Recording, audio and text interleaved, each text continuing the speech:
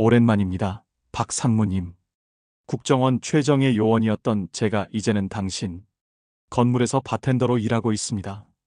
진태윤의 목소리는 얼음보다 차갑게 얼어붙어 있었고 5년간 감옥에서 쌓아올린 분노가 그의 눈빛에서 용암처럼 끓어오르고 있었다. 오늘 영상 보시기 전에 무료 구독과 좋아요 꼭 눌러주세요. 그리고 지금 어디서 듣고 있는지 댓글로 적어주세요. 오늘의 이야기 시작합니다. 강남 청담동 한복판, 그 화려한 네온 사인들이 밤하늘을 수놓고 있는 곳에 이클립스라는 이름의 초고급 라운지 바가 자리 잡고 있었다. 이곳은 단순한 술집이 아니라 대한민국 최상위 0.01%의 사람들만이 출입할 수 있는 폐쇄적인 사교 공간으로 재벌 총수들의 아들딸들과 유명 연예인들, 그리고 정치인들의 자녀들이 밤마다 수천만 원씩을 쓰며 향락을 즐기는 곳이었다. 이곳에서 벌어지는 일들은 절대 밖으로 새어나가지 않는다는 암묵적인 규칙이 존재했다. 새벽 1시를 막 넘긴 시각, 바 카운터 뒤에서 쉐이커를 능숙하게 흔들고 있는 한 남자가 있었다. 그의 이름은 진태윤. 겉보기에는 평범한 35살 정도의 바텐더처럼 보였지만 그의 손놀림 하나하나에는 예사롭지 않은 절제된 힘이 느껴졌다. 고개를 숙이고 칵테일을 만드는 그의 모습 속에서도 주변을 관찰하는 날카로운 시선이 멈추지 않았고 마치 사냥감을 노리는 맹수처럼 조용히 기회를 엿보고 있는 것처럼 보였다. 진태윤에게는 아무도 모르는 과거가 있었다. 5년 전까지만 해도 그는 대한민국 국가정보원 특수요원 중에서도 최정예로 손꼽히는 인물이었다. 해외 비밀 작전을 수행하며 국가의 안보를 지키는 임무를 맡았던 사람이었고 그의 실력은 동료들 사이에서도 전설처럼 회자될 정도였다. 불가능해 보이는 임무도 그의 손을 거치면 완벽하게 성공으로 끝났다. 하지만 5년 전 어느 날 그의 인생은 한순간에 나락으로 떨어졌다. 그것은 바로 가장 믿었던 동료의 배신 때문이었다. 국가 기밀을 유출했다는 조작된 증거들이 그를 범죄자로 만들었고 뇌물을 받았다는 위조된 계좌 내역과 해외 조직과 내통했다는 거짓 통화 기록들이 법정에 제출되었다. 그 모든 증거들이 너무나 정교하게 만들어져 있어서 그 자신조차 처음에는 믿을 수 없을 정도였다. 결국 그는 무죄를 주장했지만 아무도 믿어주지 않았고 3년이라는 긴 시간을 감옥에서 보내야 했다. 감옥 생활은 그에게 있어서 단순히 자유를 빼앗긴 것 이상의 의미를 가지고 있었다. 국가를 위해 목숨을 걸고 일했던 사람이 국가로부터 버림받는다는 것이 얼마나 큰 배신감을 주는지 뼈저리게 느꼈다. 동료들은 모두 그를 외면했고 가족들마저도 그를 믿지 못하고 등을 돌렸다. 그는 완전히 혼자가 되어버렸다. 하지만 그 고독한 시간 속에서 그는 포기하지 않고 오히려 더 강해지기로 결심했다. 누가 자신을 배신했는지, 왜 자신이 희생양이 되어야 했는지 그 진실을 밝혀내기 위해 치밀하게 준비하기 시작했다. 출소 후 그는 완전히 새로운 신분으로 살기 시작했다. 겉으로는 평범한 바텐더였지만 실제로는 복수를 위한 정보를 수집하고 있었다. 이클립스라는 이 특별한 장소를 선택한 것도 우연이 아니었다. 이곳이 바로 자신을 배신했던 사람들이 자주 드나드는 곳이었고 재벌들과 권력자들의 추악한 뒷면을 볼 수 있는 최적의 장소였기 때문이다. 그는 마치 거미줄을 치는 거미처럼 조용히 기다리며 한 올 한 올 복수의 계획을 짜나가고 있었다. 그날 밤도 여느 때와 다르지 않게 시작되는 것처럼 보였다. VIP 테이블에는 명품 브랜드로 온몸을 치장한 젊은 여성들과 고급 양복을 차려입은 중년 남성들이 앉아 있었고 수백만 원짜리 샴페인 병들이 줄지어 놓여 있었다. 시끄러운 음악 소리와 함께 사람들의 웃음소리가 뒤섞여 있었지만 진태윤의 예리한 눈은 그 표면 아래에 숨겨진 불편한 진실들을 포착하고 있었다. 바텐더, 마티니 하나 만들어줘. 빨리.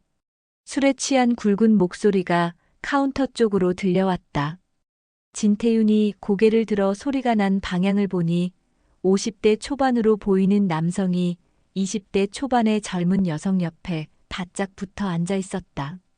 그 남성의 손은 여성의 허리를 감싸고 있었고 여성의 얼굴에는 분명한 불편함이 드러나 있었지만 남성은 전혀 개의치 않는 표정으로 계속해서 추궁거리고 있었다. 싫다고 했잖아요. 제발 손 좀 치워주세요.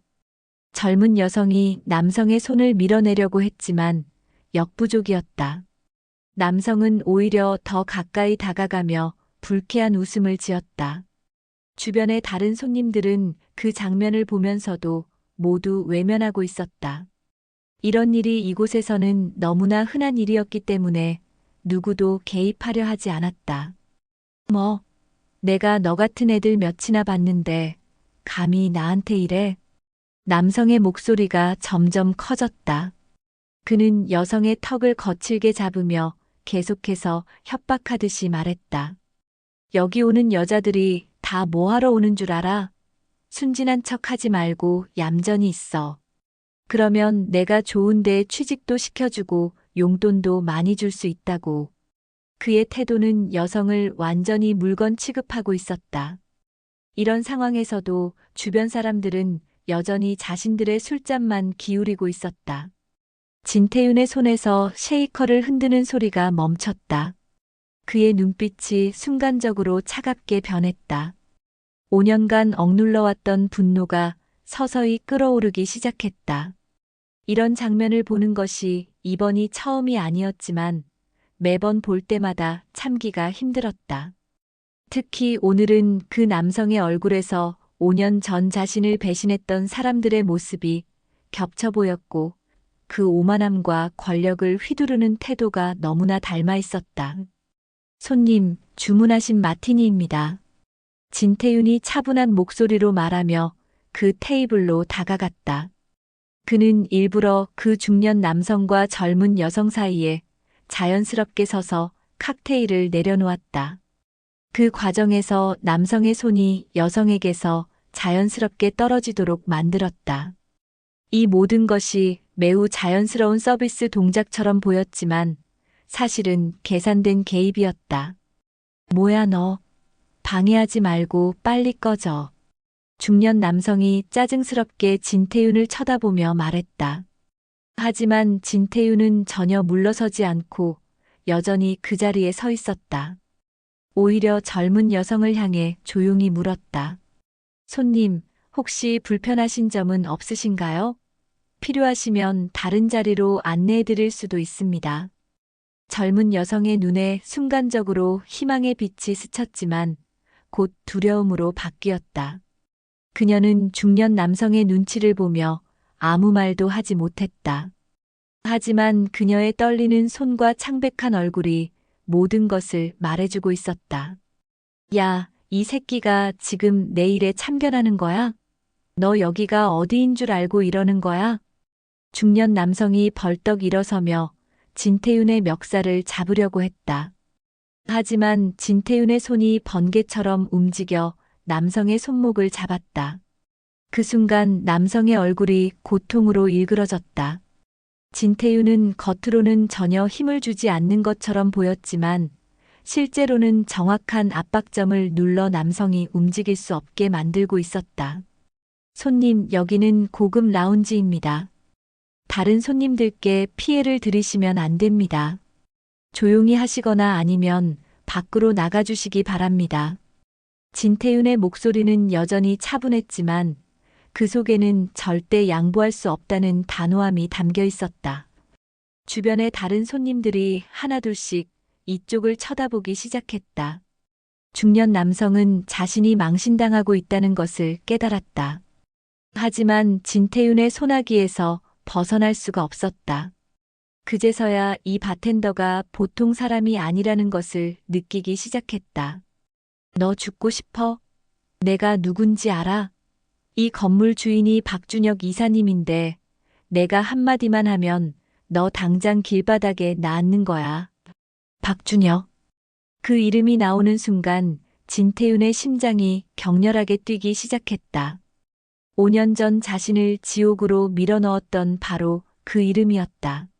모든 비극의 시작이었고 자신의 인생을 파괴한 장본인의 이름이었다. 그 이름을 이곳에서 다시 듣게 될 줄은 몰랐다. 하지만 동시에 이것은 기회일 수도 있다는 생각이 들었다. 복수의 첫 단추를 끼울 수 있는 순간이 드디어 온 것일지도 모른다는 생각이 그의 머릿속을 스쳐 지나갔다. 그렇군요. 하지만 그것과 지금 손님께서 다른 손님을 괴롭히는 것과는 별개의 문제입니다. 진태윤이 차갑게 말하며 남성의 손목을 놓아주었다. 남성은 자신의 손목을 주물러 보며 믿을 수 없다는 표정을 지었다.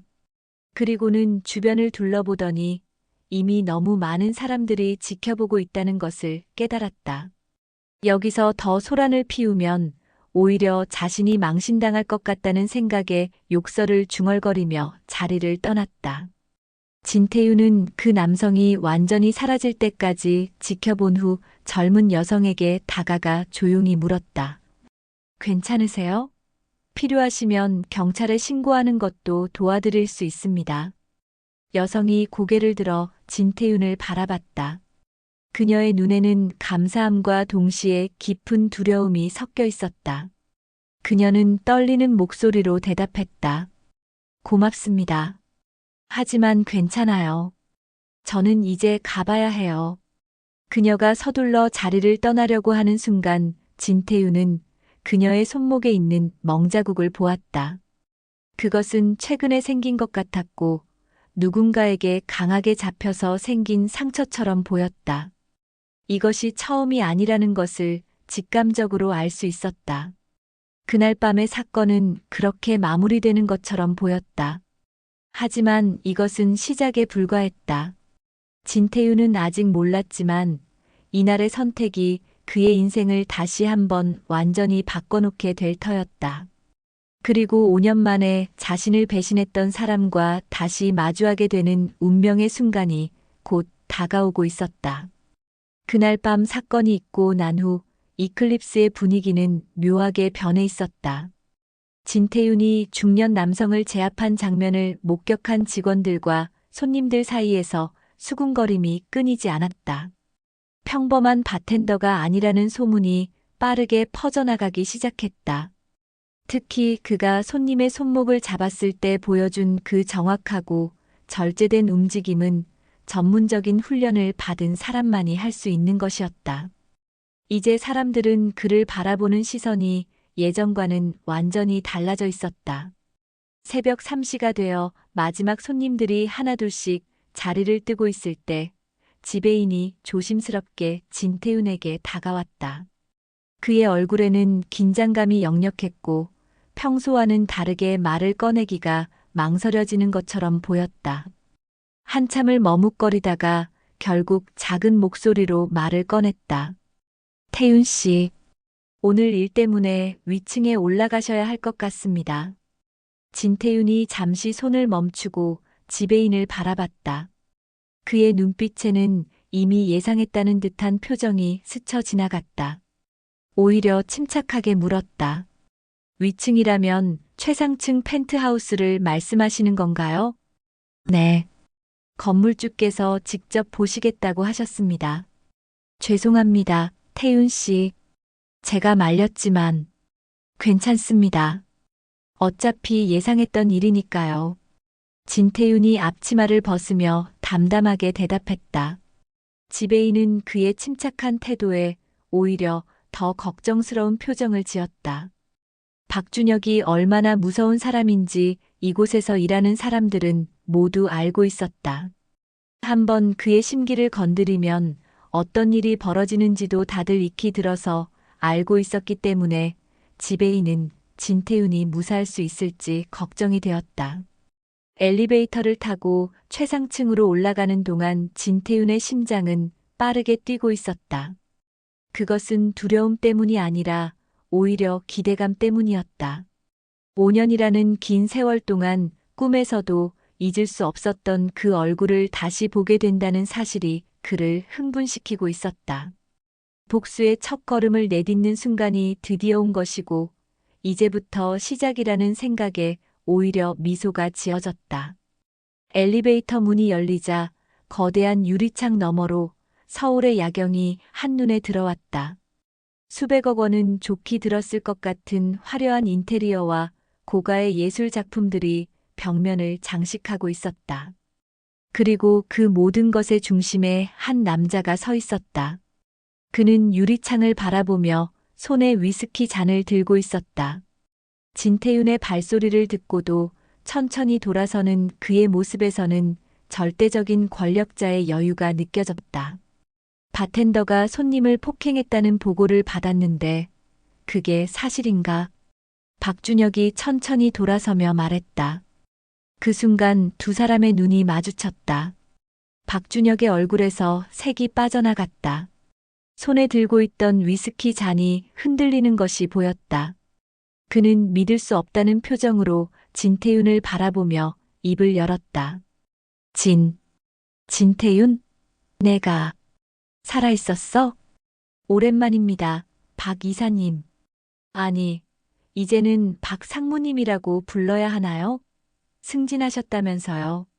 진태윤의 목소리는 얼음처럼 차가웠다. 그의 눈빛에는 5년간 쌓여온 분노와 증오가 고스란히 담겨 있었다. 박준혁은 순간적으로 뒤로 물러서며 당황한 표정을 감추지 못했다. 내가 출소했구나. 언제 나왔어? 아니, 그것보다 여기서 뭐 하는 거야? 보시다시피 바텐더 일을 하고 있습니다. 전과자가 할 수 있는 일이 많지 않더군요. 바텐더? 박준혁이 억지로 웃음을 지으며 말했다. 국가정보원 최정예 특수요원이었던 내가 바텐더라니 참 아이러니하네. 하긴 전과자가 되면 선택의 폭이 좁아지지. 그렇게 만든 게 누구입니까? 진태윤의 질문에 박준혁의 얼굴이 굳어졌다. 그는 위스키를 한 모금 마신 후 소파에 앉으며 여유를 되찾으려고 애쓰는 모습이었다. 하지만 그의 손이 미세하게 떨리고 있다는 것을 진태윤은 놓치지 않았다. 태윤아, 아직도 그 일을 원망하고 있어? 그건 내가 잘못한 거야. 조직의 규칙을 어기고 혼자서 정의를 실현하려고 했잖아. 조직의 규칙이라는 게 재벌들의 불법을 묵인하고 정치인들의 비리를 덮어주는 것을 말하는 건가요? 세상이 원래 그런 거야. 내가 너무 순진했던 거지. 박준혁이 냉소적으로 웃으며 계속 말했다. 5년 전, 넌 선우그룹의 불법 무기 거래 증거를 잡았지. 그걸 신고하려고 했고. 하지만 그게 얼마나 위험한 일인지 알았어야 했어. 그래서 저를 범죄자로 만든 겁니까? 조작된 증거로 3년이나 감옥에 가둔 거죠? 선택의 여지가 없었어. 박준혁이 태연하게 말했다. 넌 너무 많이 알았고 너무 정직했어. 그런 사람은 이 세계에서 위험한 존재야. 진태윤의 주먹이 꽉 쥐어졌다. 5년간 품어왔던 의심이 확신으로 바뀌는 순간이었다. 박준혁이 직접 인정한 것이나 다름없었다. 그는 자신을 배신한 것에 대해 아무런 죄책감도 느끼지 않는 것처럼 보였다. 오히려 당연한 일을 했다는 듯이 말하고 있었다. 증거를 조작한 것도 당신이었습니까? 나 혼자 한 건 아니지. 선우그룹에서 돈을 댔고, 내가 실행했고, 검찰에 있는 사람들이 협조했지. 완벽한 팀워크였어. 박준혁이 오히려 자랑스러운 듯이 말했다. 내가 가진 증거들은 모두 인멸됐고, 내 대신 증거를 조작해서 넌 범죄자가 됐어. 너무 완벽해서 항소심에서도 통하지 않았잖아. 그렇게 해서 얻은 게 뭡니까? 이 건물, 이 자리, 이것뿐이겠어? 박준혁이 창밖을 바라보며 말했다. 나는 이제 선우그룹의 핵심 인물이야. 정치인들과 재벌들의 뒷일을 처리해주면서 엄청난 돈을 벌고 있지. 내가 없어진 덕분에 내 자리는 더 견고해졌어. 저 때문에 다른 피해자들도 있었겠군요. 진태윤의 말에 박준혁이 어깨를 으쓱했다. 있었지. 너처럼 정의롭다고 착각하는 사람들. 다들 내 꼴처럼 됐어. 감옥에 가거나 아니면 조용히 입 다물고 사라지거나. 이제는 당신 차례입니다. 진태윤의 차가운 말에 박준혁이 웃음을 터뜨렸다. 그것은 진심으로 우습다는 듯한 웃음이었다. 마치 개미가 코끼리에게 덤비는 것을 보는 것처럼 터무니없다는 표정이었다. 내가, 박준혁이 웃으며 말했다. 태윤아, 현실을 봐. 넌 전과자고 나는 재벌들의 오른팔이야. 넌 아무것도 없고 나는 모든 걸 가졌어. 내가 뭘 할 수 있는데? 모든 걸 가진 사람은 잃을 것도 많습니다. 협박하는 거야? 박준혁의 눈빛이 차갑게 변했다. 좋아, 그럼 경고해주지. 나한테 덤비면 다시 감옥에 갈 수도 있어. 이번에는 5년은 아닐 거야. 이번에는 증거를 남기지 않을 겁니다. 진태윤이 문 쪽으로 걸어가며 마지막으로 말했다. 그리고 박 상무님, 한 가지 잊지 마세요. 저는 5년 동안 이 순간을 준비해왔습니다. 당신이 생각하는 것보다 훨씬 더 많은 것을 알고 있고 훨씬 더 많은 것을 준비했습니다. 곧 알게 되실 겁니다. 진태윤이 문을 나서는 순간 박준혁이 소리쳤다. 야, 진태윤, 내가 뭘 준비했든 소용없어. 이 세상은 힘이 지배하는 곳이야. 하지만 진태윤은 대답하지 않고 그대로 엘리베이터를 탔다. 문이 닫히는 순간 그의 얼굴에 차가운 미소가 번졌다. 첫 번째 단계는 성공이었다. 박준혁이 자신을 배신한 것을 직접 인정받았다.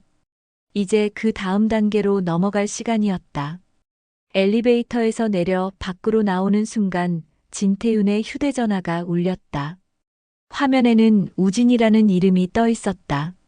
그는 전화를 받으며 조용한 골목으로 걸어갔다. 태윤아, 어떻게 됐어? 만났어. 박준혁을 직접 만났어. 전화 너머로 김우진의 긴장된 목소리가 들렸다. 뭐라고 하던데? 모든 걸 인정했어. 자기가 증거를 조작했다고, 선우그룹과 함께 나를 범죄자로 만들었다고 직접 말했어. 녹음은 했어? 진태윤이 주머니에서 작은 녹음기를 꺼냈다. 물론이지. 모든 대화가 여기 들어있어. 잘했어. 이제 이걸 검찰에. 아직 안 돼. 진태윤이 말을 끊었다. 박준혁은 말단이야. 그 위에 선우그룹이 있어. 진짜 적은 따로 있다고. 그럼 어떻게 할 건데? 더 깊이 파고들어야 해. 박준혁을 통해 선우그룹까지 가야 돼. 김우진이 한숨을 쉬는 소리가 들렸다. 태윤아, 너무 위험해. 선우그룹은 우리가 건드릴 수 있는 상대가 아니야. 알아. 하지만 여기서 멈출 수는 없어. 전화를 끊고 진태윤은 밤하늘을 올려다봤다. 별 하나 보이지 않는 서울의 하늘이었지만 그의 눈에는 희망이 보였다.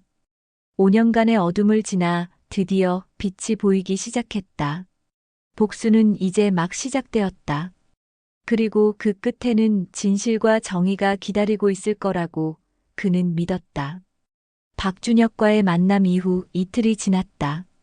진태윤은 여전히 이클립스에서 바텐더로 일하고 있었지만 그의 머릿속은 끊임없이 복수의 계획을 정교하게 다듬고 있었다. 박준혁이 자백한 내용이 담긴 녹음 파일은 안전한 곳에 보관해 두었다. 하지만 그것만으로는 충분하지 않다는 것을 잘 알고 있었다. 더 결정적인 증거가 필요했고 특히 선우그룹과의 연결고리를 명확하게 밝혀낼 수 있는 증거가 필요했다.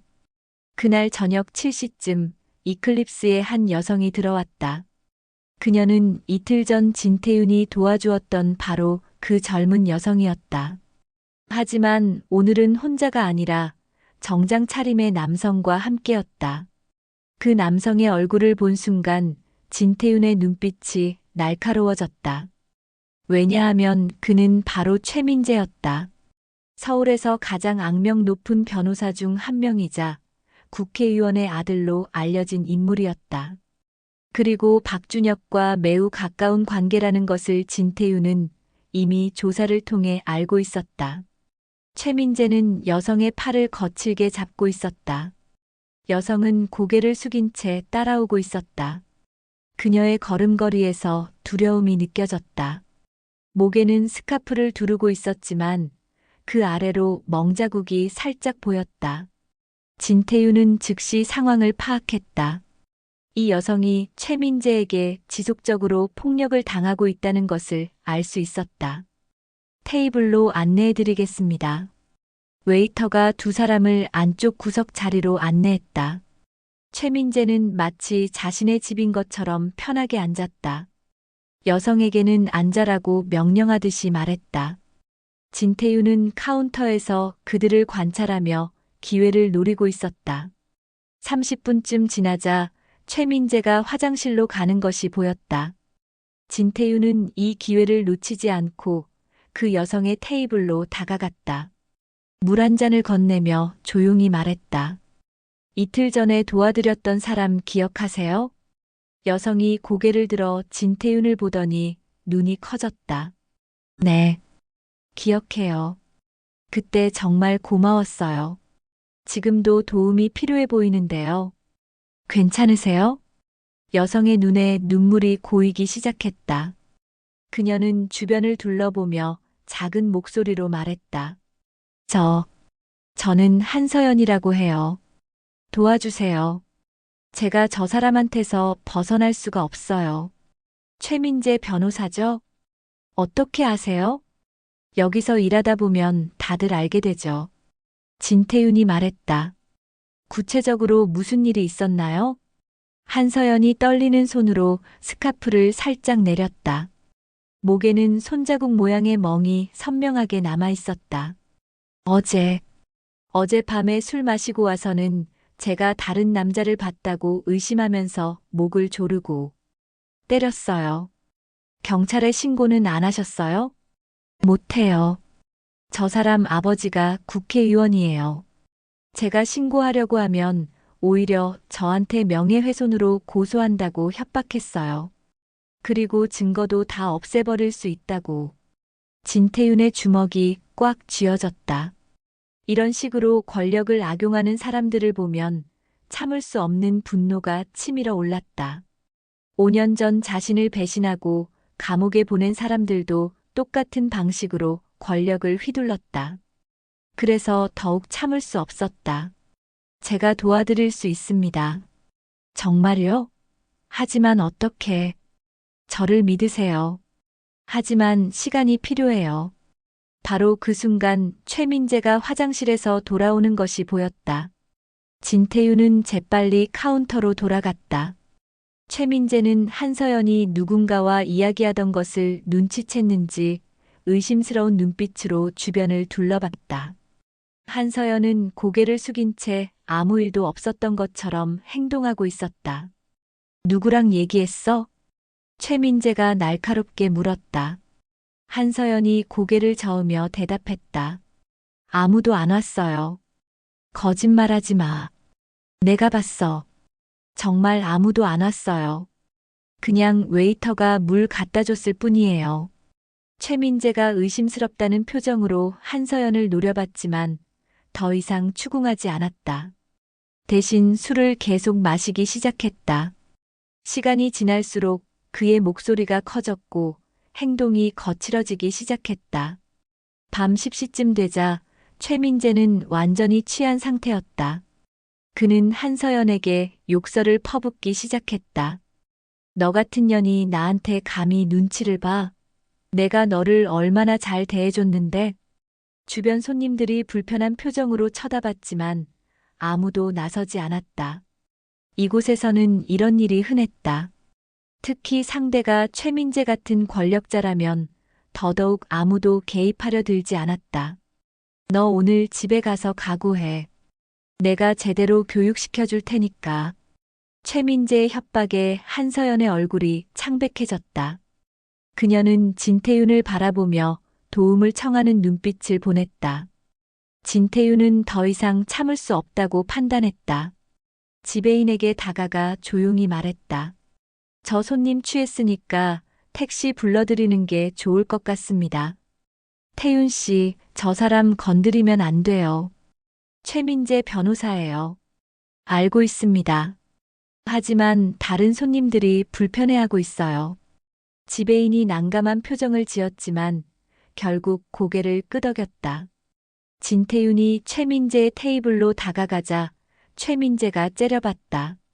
뭐야, 너. 손님 많이 취하신 것 같은데 택시를 불러드릴까요? 누가 취했다고 그래? 내가 취한 것처럼 보여. 최민재가 비틀거리며 일어서더니 진태윤의 가슴을 밀었다. 야, 너 며칠 전에도 우리 사람 건드린 바텐더 아니야? 손님께서 먼저 폭력을 행사하시면 제가 정당방위를 할 수밖에 없습니다. 정당방위? 최민재가 비웃었다. 야, 너 내가 누군지 알아? 나는 최민재 변호사야.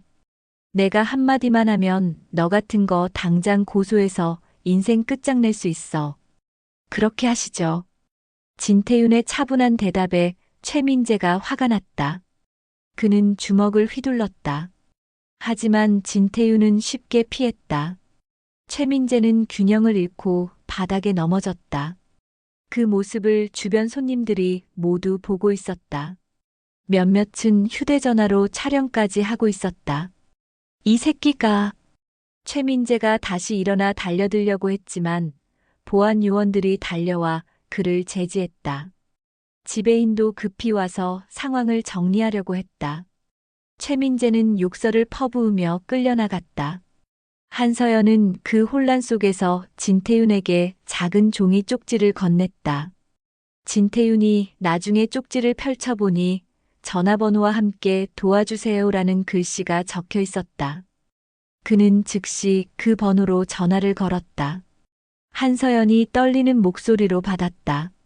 저예요. 지금 집에 있어요. 최민재가 화가 나서 나가버렸는데 곧 돌아올 것 같아요. 주소 알려주세요. 제가 가겠습니다. 하지만 위험해요. 괜찮습니다. 이런 일에 익숙합니다. 한서연이 주소를 알려줬다. 진태윤은 근무를 마치자마자 그곳으로 향했다. 강남의 고급 아파트 단지였다. 한서연은 현관문을 열고 그를 맞이했다. 그녀의 얼굴에는 공포가 가득했다. 들어오세요. 빨리요. 거실에 들어서자 한서연이 가방에서 봉투 하나를 꺼냈다. 이게 제가 몰래 모은 증거들이에요. 녹음 파일, 사진들, 그리고 최민재가 다른 여성들도 폭행했다는 정보들. 진태윤이 봉투를 받아 내용물을 확인했다. 생각보다 훨씬 많은 증거들이 있었다.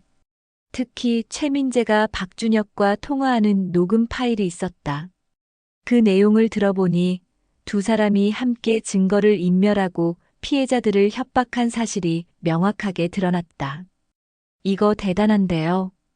이 정도면 충분히. 바로 그때 현관문이 벌컥 열리는 소리가 들렸다.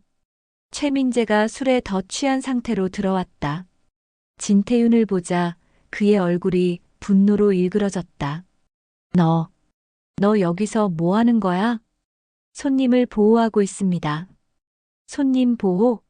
내 약혼자를 유혹하고 있는 거 아니야? 최민재가 주머니에서 뭔가를 꺼냈다. 그것은 작은 칼이었다. 진태윤의 표정이 굳어졌다. 상황이 예상보다 심각하게 돌아가고 있었다. 한서연이 비명을 지르려는 순간 진태윤이 빠르게 움직였다. 최민재의 손목을 정확하게 제압했다. 칼이 바닥에 떨어졌다. 최민재는 고통스러운 신음을 내며 무릎을 꿇었다. 한서연 씨, 지금 당장 경찰에 신고하세요. 그리고 이 모든 증거를 제출하세요. 하지만 이제는 숨을 필요 없어요. 제가 증인이 되어드리겠습니다. 그날 밤 최민재는 체포되었다. 언론에 큰 파장을 일으켰다. 국회의원의 아들이 여성을 상습 폭행하고 협박했다는 사실이 알려지자 여론이 들끓었다. 하지만 진태윤이 진짜 노린 것은 따로 있었다. 최민재를 통해 박준혁까지 연결되는 고리를 찾아낸 것이다. 그리고 그 위에 선우그룹까지 가는 길이 조금씩 보이기 시작했다. 최민재가 체포된 다음 날 서울 전체가 이 사건으로 들끓고 있었다. 모든 포털 사이트 실시간 검색어 1위는 최민재 폭행 사건이었다. 국회의원의 아들이라는 신분을 이용해 여성들을 상습적으로 폭행하고 협박했다는 사실이 알려지면서 국민들의 분노가 폭발했다. 특히 한서연이 용기를 내어 기자회견을 열고 모든 증거를 공개하면서 파장은 더욱 커졌다. 그녀와 함께 피해를 당했던 다른 여성들도 하나둘씩 나서기 시작했다. 진태윤은 이클립스에서 뉴스를 보며 조용히 미소를 지었다. 첫 번째 도미노가 쓰러진 것이다. 이제 곧 두 번째, 세 번째 도미노들도 차례로 무너질 것이다. 그리고 그 끝에는 박준혁과 선우그룹이 기다리고 있을 거라는 확신이 들었다. 하지만 바로 그날 오후 예상치 못한 일이 벌어졌다. 박준혁이 직접 이클립스로 찾아온 것이었다. 그의 얼굴에는 분노와 초조함이 뒤섞여 있었다. 평소의 여유로운 모습은 온데간데 없었다. 그는 진태윤을 보자마자 최상층 사무실로 올라오라고 명령했다. 진태윤은 이미 이런 상황을 예상하고 있었다는 듯이 침착하게 따라갔다. 내가 한 짓이지? 박준혁이 문이 닫히자마자 소리를 질렀다. 그의 손은 떨리고 있었다. 최민재를 감옥에 보낸 게 내 짓이라는 거 다 알아. 한서연을 부추긴 것도 너고 증거를 모으게 도와준 것도 너야. 증거라도 있으세요? 진태윤이 차분하게 반문했다. 박준혁의 얼굴이 더욱 붉어졌다. 증거. 내가 최민재랑 시비가 붙었다는 거 다들 봤어. 그리고 그날 밤 한서연 집에 내가 있었다는 것도 알아. 한서연 씨가 위험에 처해서 도와준 것뿐입니다. 범죄를 목격한 시민으로서 당연한 행동이었죠. 시민? 너는 전과자야. 범죄자가 무슨 시민이야. 박준혁이 책상을 쾅 치며 소리쳤다. 하지만 진태윤은 전혀 동요하지 않았다. 오히려 한 걸음 더 다가가며 조용히 말했다. 제가 전과자가 된 건 누구 때문이죠? 그리고 최민재가 감옥에 간 건 자기가 저지른 범죄 때문이에요. 저는 그저 진실이 밝혀지도록 도와준 것뿐입니다. 진실? 박준혁이 비웃었다. 내가 무슨 정의의 사도라도 된 것처럼 구는데 정작 너는 아무것도 아니야. 그냥 복수에 눈이 먼 불쌍한 전과자일 뿐이지. 맞습니다. 저는 복수하고 있어요. 진태윤이 처음으로 솔직하게 인정했다. 5년 동안 준비한 복수예요. 그리고 이제 막 시작했을 뿐입니다. 박준혁의 얼굴에서 혈색이 빠져나갔다. 그는 소파에 주저앉으며 말했다. 내가 무엇을 알고 있는데? 모든 것을 알고 있습니다.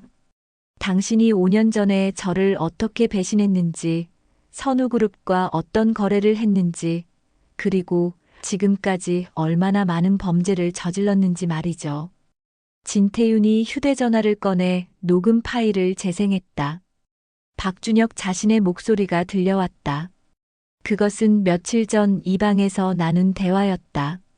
모든 자백이 그대로 녹음되어 있었다. 박준혁의 얼굴이 완전히 창백해졌다. 이건 불법 녹음이야.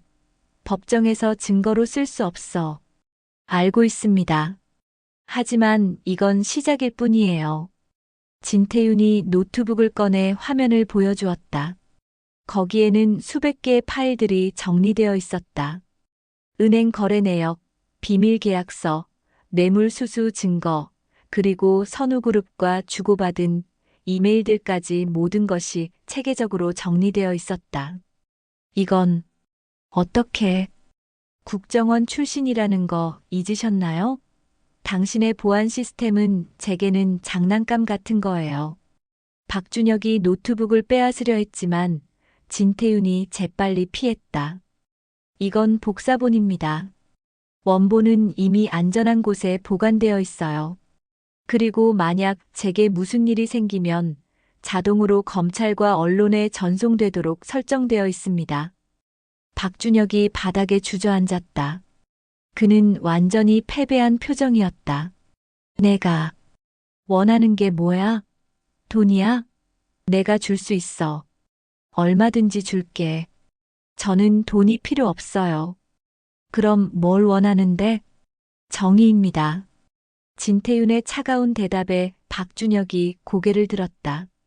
당신과 선우그룹, 그리고 이 모든 부패한 시스템이 무너지는 것을 보고 싶어요. 그것이 제가 원하는 유일한 것입니다. 바로 그때 사무실 문이 벌컥 열렸다. 정장을 입은 남자 4명이 들어왔다. 그들의 분위기가 심상치 않았다. 박준혁이 급히 손을 들어 그들을 제지했다. 잠깐만, 아직은 안 돼. 이사님, 이자를 그냥 둘 수 없습니다. 너무 많이 알고 있어요. 가장 앞서 걷던 남자가 말했다. 그는 박준혁의 경호실장으로 보였다. 진태윤은 그들의 움직임을 예리하게 관찰하며 전투 태세를 갖췄다. 4명 모두 훈련받은 사람들이라는 것을 한눈에 알 수 있었다. 내 말 들어. 건드리지 마. 이자는. 하지만 경호실장은 박준혁의 말을 무시하고 진태윤에게 다가왔다. 조용히 따라오시죠. 우리 회장님께서 직접 보시겠답니다. 회장님이요? 진태윤이 물었다. 경호실장이 냉소적으로 웃으며 대답했다. 선우그룹 선우진호 회장님 말입니다. 당신 같은 골칫거리를 어떻게 처리할지 직접 결정하시겠답니다. 진태윤의 눈빛이 번뜩였다. 드디어 최종 보스가 직접 나선다는 것이다. 이것은 위험하지만 동시에 기회이기도 했다. 선우진호를 직접 만날 수 있다면 결정적인 증거를 확보할 수 있을지도 모른다는 생각이 들었다. 알겠습니다. 가죠. 진태윤이 순순히 따라 나서자 박준혁이 다급하게 소리쳤다. 야, 진태윤, 거기 가면 안 돼. 선우 회장은 우리와는 차원이 다른 사람이야. 하지만 진태윤은 뒤돌아보지 않고 경호원들을 따라 나갔다. 엘리베이터를 타고 지하 주차장으로 내려가자 검은색 고급 세단이 기다리고 있었다. 진태윤은 뒷좌석에 탔다. 양옆으로 경호원 2명이 앉았다. 차는 서울 한복판을 가로질러 강남 방향으로 달리기 시작했다. 30분쯤 달린 후 차는 거대한 건물 앞에 멈췄다. 선우그룹 본사 건물이었다. 50층이 넘는 초고층 빌딩이었다. 진태윤은 경호원들에 둘러싸여 건물 안으로 들어갔다. 전용 엘리베이터를 타고 최상층까지 올라갔다. 문이 열리자 상상을 초월하는 화려한 회장실이 펼쳐졌다. 그리고 거기 거대한 책상 뒤에 한 남자가 앉아 있었다. 그는 70대 초반으로 보였지만 눈빛만은 여전히 날카로웠다. 선우진호. 대한민국 재벌 서열 5위 안에 드는 선우그룹의 총수였다. 수십조 원의 자산을 가진 절대 권력자였다. 그리고 5년 전 진태윤의 인생을 파괴하라고 명령한 바로 그 사람이었다. 앉게. 선우진호가 소파를 가리키며 말했다. 진태윤이 마주보고 앉자 선우진호는 그를 천천히 관찰했다. 진태윤, 국정원 전직 특수요원. 5년 전 우리 그룹의 불법 무기 거래를 알아내고 신고하려다가 오히려 범죄자가 되었지. 제 신상을 다 알고 계시는군요. 당연하지. 내가 직접 제거하라고 명령한 사람인데. 선우진호의 대담한 자백에 진태윤의 주먹이 쥐어졌다. 하지만 그는 감정을 억누르며 냉정함을 유지했다. 그럼 인정하시는 거군요. 5년 전 저를 감옥에 보낸 것이 당신의 명령이었다는 것을요. 그렇다면 선우진호가 여유롭게 웃으며 말했다.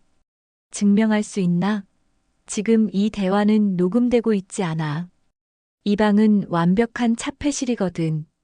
그리고 설령 녹음한다 해도 내게는 최고의 변호사들이 있지. 자신감이 대단하시네요. 자신감이 아니라 현실이야. 선우진호가 창밖을 바라보며 계속 말했다. 이 세상은 힘으로 돌아가. 돈과 권력이 곧 정의고 진실이지. 내가 아무리 발버둥 쳐봤자 개미가 코끼리한테 덤비는 격이야. 개미도 때로는 코끼리를 쓰러뜨릴 수 있습니다. 재미있는 소리 하는구나. 선우진호가 웃으며 버튼을 눌렀다. 벽면에 거대한 스크린이 내려왔다. 거기에는 김우진과 한서연, 그리고 진태윤이 아는 모든 사람들의 사진이 떠 있었다. 이 사람들, 내가 아끼는 사람들이지? 만약 내가 계속 나를 건드린다면 이들이 어떻게 될지 상상이 가나? 진태윤의 얼굴이 굳어졌다. 이것은 노골적인 협박이었다. 하지만 동시에 선우진호가 불안해하고 있다는 증거이기도 했다. 만약 정말로 자신만만했다면 이런 협박을 할 필요가 없었을 것이다. 협박하시는 건가요? 협박이 아니라 경고야. 마지막 기회를 주는 거지. 선우진호가 봉투 하나를 꺼내 진태윤 앞에 놓았다. 여기 10억 원짜리 수표가 들어있어. 그리고 해외 항공권도 있지. 조용히 한국을 떠나. 그러면 내 주변 사람들도 안전할 거야. 진태윤이 봉투를 바라보다가 천천히 고개를 들어 선우진호를 봤다. 그리고 조용히 말했다. 거절하겠습니다. 진태윤의 단호한 대답에 선우진호의 얼굴에서 미소가 사라졌다. 그는 천천히 일어서며 창밖을 바라봤다. 서울 시내가 한눈에 내려다 보이는 최상층에서 그는 마치 세상을 지배하는 왕처럼 서 있었다. 하지만 그의 목소리에는 처음으로 불안함이 섞여 있었다. 내가 무엇을 할 수 있다고 생각하나? 나는 이 나라 경제의 핵심이야. 내가 무너지면 수만 명이 일자리를 잃고 주가가 폭락하고 경제가 혼란에 빠지지. 정부도 나를 함부로 건드리지 못해. 그것이 바로 문제입니다. 진태윤이 일어서며 말했다. 너무 크다는 이유로, 너무 중요하다는 이유로 범죄를 저질러도 처벌받지 않는다면 그게 정의인가요? 그게 법치국가인가요? 이상주의자로구나. 5년 전이나 지금이나 변한 게 없어. 선우진호가 비웃었다. 그래서 내가 감옥에 갔던 거야. 세상은 내가 생각하는 것처럼 단순하지 않아. 알고 있습니다. 하지만 그렇다고 포기할 수는 없어요. 진태윤이 문 쪽으로 걸어가며 말했다. 5년 동안 감옥에서 생각했어요. 왜 제가 희생양이 되어야 했는지, 왜 정의가 패배했는지, 그리고 깨달았습니다. 제가 혼자였기 때문이라는 것을요. 혼자? 네. 하지만 이제는 다릅니다. 저에게는 함께할 사람들이 있어요. 바로 그 순간 선우진호가 버튼을 눌렀다. 사무실 문이 잠겼다. 경호원들이 진태윤을 둘러쌌다. 내가 이 방에서 살아나갈 수 있을 것 같나? 진태윤은 침착하게 주변을 살폈다. 경호원이 6명이었다. 모두 전문적인 훈련을 받은 사람들처럼 보였다. 하지만 그는 두렵지 않았다. 오히려 5년간 준비해온 순간이 드디어 왔다는 생각이 들었다. 회장님, 정말로 이렇게 하시겠습니까? 국정원 출신을 여기서 죽이면 어떻게 되는지 아십니까? 국정원에서 이미 잘린 전과자를 누가 찾겠어? 그냥 자살로 처리하면 끝이야. 선우진호의 냉혹한 말에 경호원들이 일제히 움직이기 시작했다. 하지만 바로 그 순간 사무실 전체에 비상벨이 울리기 시작했다. 스프링클러에서 물이 쏟아져 내렸다. 모든 사람들이 당황하는 사이 진태윤은 재빨리 움직여 가장 가까운 경호원을 제압했다. 그의 통신기를 빼앗아 외쳤다. 우진이 형, 지금이야. 순간 사무실 문이 폭발하듯 열렸다. 김우진이 국정원 특수부대원들과 함께 난입했다. 선우진호, 국가보안법 위반 및 살인 교사 혐의로 긴급 체포한다. 선우진호의 얼굴이 창백해졌다. 이게 무슨, 어떻게. 회장님, 이 건물은 이미 우리가 포위했습니다. 김우진이 말했다. 그리고 회장님께서 방금 진태윤을 살해하려 했다는 것도 모두 녹음되고 녹화되었습니다. 불가능해. 이 방은 차폐실이야. 맞습니다. 하지만 저는 5년 전부터 이 방에 설계도를 입수했고 몰래 감청 장치를 설치했습니다. 진태윤이 넥타이 핀을 가리키며 말했다. 이것이 초소형 카메라입니다. 회장님과의 모든 대화가 실시간으로 검찰과 언론에 전송되었습니다. 선우진호가 비틀거리며 뒤로 물러섰다. 그는 믿을 수 없다는 표정으로 진태윤을 바라봤다. 내가 처음부터 계획한 거였어? 5년 동안 준비했습니다. 회장님을 직접 만나 자백을 받기 위해서요. 수갑이 선우진호의 손목에 채워졌다. 대한민국 재벌 서열 5위 안에 드는 절대 권력자가 무릎을 꿇는 순간이었다. 경호원들도 모두 체포되었다. 김우진이 진태윤의 어깨를 두드리며 말했다. 잘했어, 태윤아. 정말 위험했지만 성공했어. 고마워, 형. 형이 없었으면 불가능했을 거야. 두 사람이 포옹하는 순간 진태윤의 눈에서 눈물이 흘러내렸다. 5년간의 고통과 분노, 그리고 마침내 이뤄낸 정의에 대한 감격이 한꺼번에 밀려왔다. 그는 더 이상 참을 수 없어 무릎을 꿇고 울기 시작했다. 김우진이 그를 일으켜 세우며 말했다. 울지 마. 넌 해냈어. 이제 내 명예도 회복될 거야. 선우진호가 끌려나가는 모습을 보며 진태윤은 복잡한 감정에 휩싸였다. 복수는 달콤했지만 동시에 공허함도 느껴졌다. 5년이라는 시간 동안 잃어버린 것들이 너무 많았다. 그것들은 결코 돌아오지 않을 것이라는 생각이 들었다. 건물 밖으로 나오자 수백 명의 기자들이 카메라를 들이대고 있었다. 선우진호가 체포되는 장면이 생중계되고 있었다. 대한민국 역사상 가장 큰 재벌이 현장에서 체포되는 역사적인 순간이었다. 국민들은 환호했지만 일부는 경제적 파장을 걱정하는 목소리도 있었다. 그날 밤 진태윤은 한강공원 벤치에 혼자 앉아 있었다. 모든 것이 끝났지만 마음이 편하지 않았다. 선우진호와 박준혁 그리고 최민재까지 모두 감옥에 갔지만 여전히 마음 한구석이 허전했다. 복수가 그에게 진정한 평화를 가져다 주지는 못했다. 여기 계셨군요. 뒤에서 한서연의 목소리가 들렸다. 그녀가 옆에 앉으며 따뜻한 커피 한 잔을 건넸다. 뉴스 봤어요. 정말 대단하세요. 선우진호를 직접 체포하다니. 대단한 게 아니에요. 그냥 해야 할 일을 했을 뿐이에요. 하지만 이제 끝났잖아요. 태윤 씨의 명예도 회복될 거고 모든 게 원래대로 돌아갈 거예요. 진태윤이 고개를 저었다. 원래대로는 못 돌아가요. 5년이라는 시간은 돌릴 수 없으니까요. 한서연이 진태윤의 손을 잡았다. 하지만 새로운 시작은 할 수 있잖아요. 저처럼요. 저도 최민재한테서 벗어나서 새로운 삶을 시작했어요. 태윤 씨 덕분에요. 제가 한 게 뭐가 있다고. 많아요. 용기를 주셨잖아요. 싸울 수 있다는 것을 보여주셨어요. 두 사람이 말없이 한강을 바라보고 있을 때 김우진이 전화를 걸어왔다. 태윤아, 큰일 났다. 선우진호가 구치소에서 자살 시도를 했대. 뭐라고? 진태윤이 벌떡 일어났다. 지금 어떤 상태예요? 의식은 있는데 중환자실에 있어. 그런데 태윤아, 이상한 점이 있어. 감시 카메라가 정확히 그 시간에만 고장났대. 진태윤의 얼굴이 굳어졌다. 자살이 아니라 살해 시도였을 수도 있다는 거네요.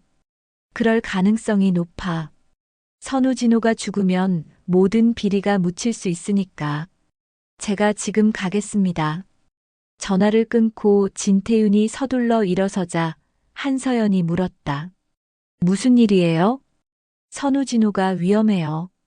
누군가 그를 제거하려는 것 같아요. 그럼 어떡해요? 보호해야 해요. 그가 살아야 모든 진실이 밝혀질 수 있으니까. 진태윤이 병원으로 달려갔다. 중환자실 앞에는 경찰들이 지키고 있었다. 하지만 진태윤은 불안했다. 선우진호보다 더 큰 배우가 있을 수 있다는 생각이 들었다. 그리고 그 배우가 모든 증거를 없애려고 할 것이라는 예감이 들었다. 밤 11시쯤 진태윤의 예감은 현실이 되었다.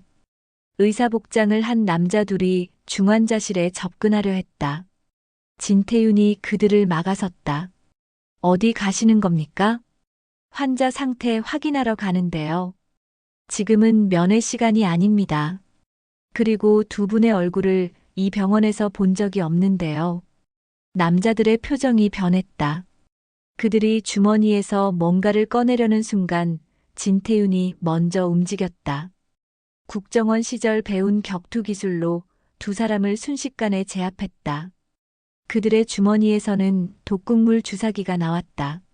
정말로 선우진호를 살해하려던 것이었다. 경찰들이 달려와 두 남자를 체포했다. 김우진이 급히 도착해서 물었다. 누가 보냈는지 알아냈어? 아직은 모르겠어요. 하지만 분명 선우진호보다 더 위에 있는 사람이 있어요. 더 위라니. 설마. 바로 그때 체포된 남자 중 한 명이 입을 열었다. 국회의원 조직이에요. 선우진호와 거래하던 정치인들이 증거인멸을 위해 진태윤과 김우진이 서로를 바라봤다. 이것은 예상했던 것보다 훨씬 더 큰 조직이었다. 재벌과 정치인, 그리고 검찰과 경찰까지 연결된 거대한 부패의 네트워크였다. 선우진호는 단지 빙산의 일각에 불과했다. 선우진호 암살 시도 사건이 밝혀지면서 대한민국 전체가 충격에 휩싸였다. 수사가 진행될수록 드러나는 진실은 국민들을 경악하게 만들었다. 국회의원 12명과 고위검사 5명, 그리고 경찰청 간부 3명이 연루되어 있었다. 그들은 수십 년간 선우그룹과 유착관계를 맺으며 막대한 뇌물을 받아왔다. 그 대가로 온갖 비리를 덮어주고 증거를 인멸해왔던 것이 밝혀졌다. 진태윤은 검찰 특별수사팀의 핵심 증인이 되었다. 그가 5년 동안 수집한 증거들이 결정적인 역할을 했다. 선우진호는 자신의 죄를 인정하는 대신 모든 공범들의 명단과 증거를 제출했다. 살인 미수범들도 자백하면서 거대한 부패의 네트워크가 하나씩 무너지기 시작했다. 매일같이 새로운 체포 소식이 뉴스를 장식했다. 국민들은 분노하면서도 동시에 진실이 밝혀지는 것에 희망을 느끼고 있었다. 3개월 후 진태윤의 명예는 완전히 회복되었다. 5년 전 그에게 씌워졌던 모든 혐의가 무죄로 판명났다. 국가정보원에서는 공식적으로 사과하고 복직을 제안했지만 진태윤은 정중히 거절했다.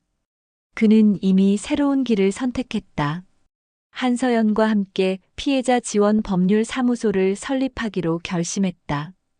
정의의 동반자 법률사무소라는 간판을 단 작은 사무실이 서울 시내 한복판에 문을 열었다. 초라한 공간이었지만 진태윤과 한서연에게는 새로운 희망의 시작점이었다. 개소식 날 김우진이 축하 화환을 들고 찾아왔다. 태윤아, 축하한다. 정말 멋진 일 시작하는구나. 고마워, 형. 형이 없었으면 지금의 제가 없었을 거예요. 두 사람이 포옹하는 모습을 보며 한서연이 미소를 지었다. 그녀는 지난 몇 달 동안 진태윤 옆에서 그의 변화를 지켜봤다. 복수에 사로잡혀 있던 차갑고 냉정한 남자가 이제는 따뜻한 미소를 지을 수 있게 되었다. 과거의 상처를 극복하고 앞을 바라보는 사람으로 성장했다. 그녀 자신도 진태윤 덕분에 최민재의 그림자에서 벗어나 당당하게 살아갈 수 있게 되었다. 첫 의뢰인이 벌써 3명이나 대기하고 있어요. 한서연이 서류를 들고 와서 말했다. 모두 권력형 성범죄 피해자들이에요. 태윤 씨가 선우진호를 무너뜨린 뉴스를 보고 용기를 얻었대요. 그렇군요. 한 분씩 상담해 드리죠. 진태윤이 첫 의뢰인을 맞이하기 위해 자리에 앉았다. 그의 얼굴에는 평화로운 미소가 떠올라 있었다. 이것이 바로 그가 진정으로 원했던 일이었다. 복수가 아니라 정의를 실현하는 것. 약한 사람들을 보호하고 그들에게 희망을 주는 것이었다. 첫 번째 의뢰인은 30대 여성이었다. 그녀는 떨리는 목소리로 자신의 이야기를 시작했다. 저는 대기업에서 일하는데요. 상사가 계속 성희롱을 하고 협박해요. 신고하려고 하면 오히려 제가 잘릴까봐 무서워서. 천천히 말씀하세요. 저희가 도와드릴게요. 진태윤의 따뜻한 목소리에 여성이 눈물을 흘리기 시작했다. 그녀는 오랫동안 혼자 참아왔던 고통을 털어놓기 시작했다. 진태윤과 한서연은 그녀의 이야기를 경청하며 구체적인 대응 방안을 함께 논의했다. 증거 확보 방법부터 법적 절차까지 하나하나 설명해 주었다. 상담이 끝날 무렵 여성의 얼굴에는 희망의 빛이 돌아와 있었다. 정말 감사합니다. 혼자가 아니라는 것만으로도 큰 힘이 돼요. 저희가 함께 하겠습니다. 절대 포기하지 마세요. 그날 하루 종일 진태윤과 한서연은 쉬지 않고 의뢰인들을 상담했다. 모두 비슷한 이야기들이었다. 권력을 가진 사람들의 횡포에 시달리다가 도움을 청할 곳이 없어서 절망하고 있었다. 하지만 진태윤의 사례를 보고 용기를 얻어 찾아온 사람들이었다. 진태윤은 그들 한 명 한 명을 성심성의껏 도와주었다. 마치 과거의 자신을 도와주는 것처럼 최선을 다했다. 저녁이 되어 마지막 의뢰인이 돌아가고 사무실에 둘만 남았을 때 한서연이 진태윤에게 따뜻한 차를 건네며 말했다. 오늘 하루 정말 보람찼어요. 사람들이 희망을 찾아가는 모습을 보니까요. 저도 그래요. 이게 제가 진정으로 하고 싶었던 일이었던 것 같아요. 복수는요? 후회하지 않으세요? 진태윤이 잠시 창밖을 바라보다가 대답했다. 복수는 필요했어요. 하지만 복수만으로는 채워지지 않는 게 있더라고요. 진정한 평화는 누군가를 무너뜨리는 것이 아니라 누군가를 일으켜 세우는 데서 오는 것 같아요. 한서연이 진태윤의 손을 잡았다. 저도 그렇게 생각해요. 태윤 씨가 저를 일으켜 세워줬듯이 이제 우리가 다른 사람들을 일으켜 세워주는 거예요. 두 사람의 눈빛이 마주쳤다. 그 사이에는 말로 표현할 수 없는 깊은 이해와 신뢰가 흐르고 있었다. 지난 몇 달 동안 함께 싸우면서 두 사람 사이에는 특별한 유대감이 형성되었다. 그것은 단순한 동료애를 넘어선 무언가였다. 하지만 두 사람 모두 서두르지 않고 천천히 관계를 발전시켜 나가기로 암묵적으로 동의하고 있었다. 한 달 후 정의의 동반자 법률사무소는 언론의 주목을 받기 시작했다. 진태윤과 한서연이 맡은 사건들이 하나씩 승리로 끝나면서 그들의 명성이 높아졌다. 특히 대기업 임원의 성희롱 사건에서 피해자를 완벽하게 보호하고 가해자를 처벌하는 데 성공하면서 많은 피해자들이 용기를 얻었다. 점점 더 많은 의뢰인들이 찾아오기 시작했다. 사무실을 확장해야 할 정도로 일이 많아졌다. 하지만 모든 것이 순조로운 것만은 아니었다. 어느 날 저녁 진태윤이 사무실에서 늦게까지 일하고 있을 때 의문의 전화가 걸려왔다. 진태윤 변호사님이시죠?